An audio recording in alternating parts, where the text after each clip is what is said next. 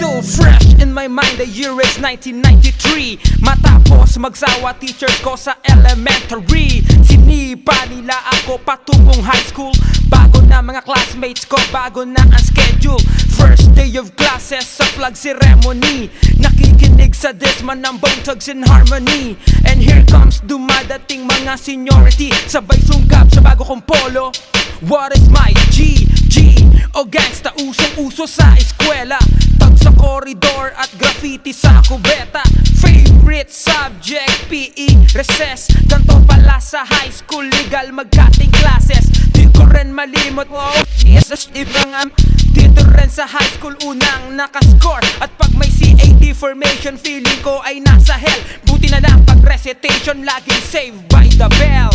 High school life, high school life, high school, high school life, high school life, high school life, high school, high school life, high school life, high school life, high school, high school life, high school life, high school life, high school, high school life.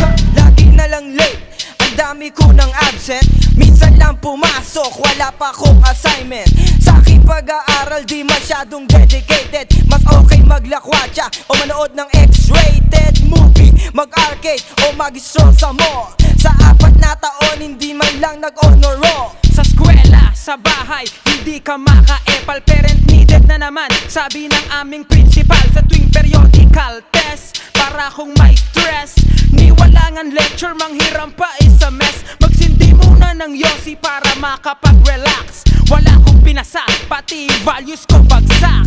High school life, high school life, high school, high school life, high school life, high school life, high school, high school life, high school life, high school life, high school, high school life, high school life, high school life, high school, high school life. So kahit papano, umabot din ng 4th year. Ngunit ang makagraduate parang di ko mapil. Walang pinag-iba, parang walang pinagbabago. Road war pa rin, lugar ng mga gago. How can I concentrate kung katabi ko basurahan? At pag minalas ka, cleaner ka pa na sa buwan.